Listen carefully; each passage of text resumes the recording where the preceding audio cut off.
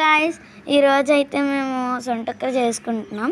దానికి కావాల్సిన వస్తువులు 200 గ్రామ్స్ సొంటి, ఇంకా కేజీ బెల్లం తీసుకోవాలి.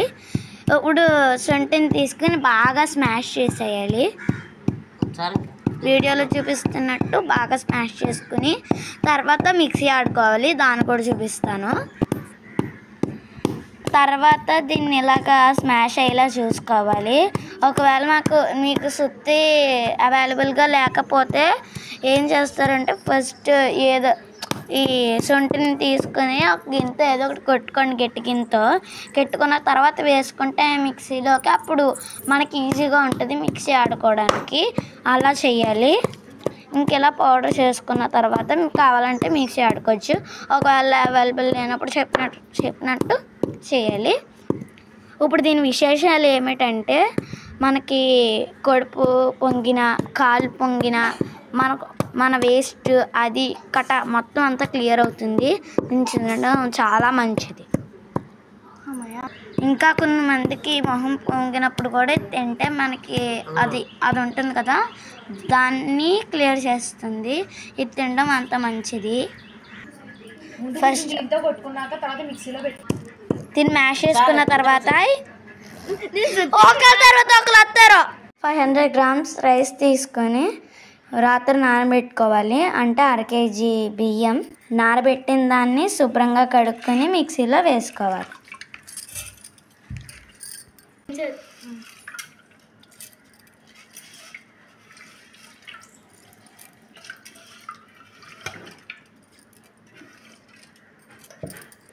బియ్యాన్ని మిక్సీలో వేసుకున్న తర్వాత శొంఠి పొడిని మిక్సీలో వేసుకోవాలి.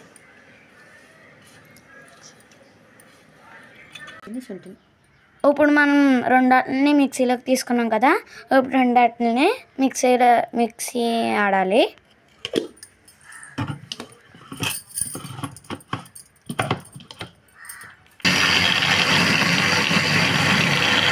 తర్వాత కొంచెం వాటర్ వేసుకుని ఇలా చేసుకోవాలి. స్టవ్ వెలిగించుకొని నెయ్యి వేయించుకోవాలి. గోన్నను కూడా వేసుకోవాలి.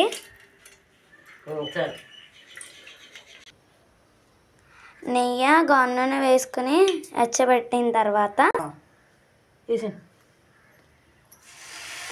బియ్యాన్ని సొంటిని బాగా మెత్తగా చేసుకున్న దాని మిశ్రమాన్ని కలిపి వేయాలి. తర్వాత బెల్లం కూడా వేసుకోవాలి.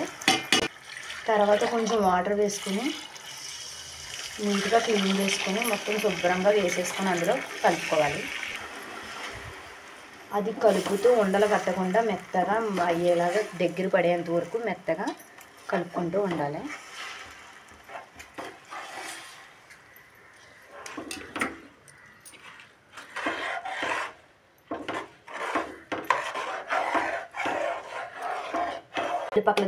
లైట్గా ఉప్పు వేసుకోవాలి.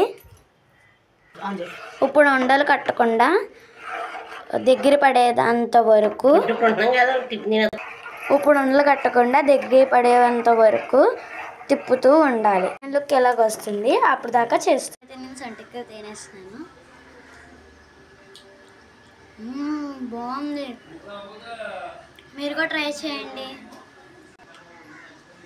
మీరు కూడా ట్రై చేసి తిని ఎలాగుందో కామెంట్ బాక్స్లో కామెంట్ చేయండి. ఇదైతే చాలా బాగుంది. ఇది ఎప్పుడు తినాలంటే మార్నింగ్ ఏం తినకుండా తినాలి.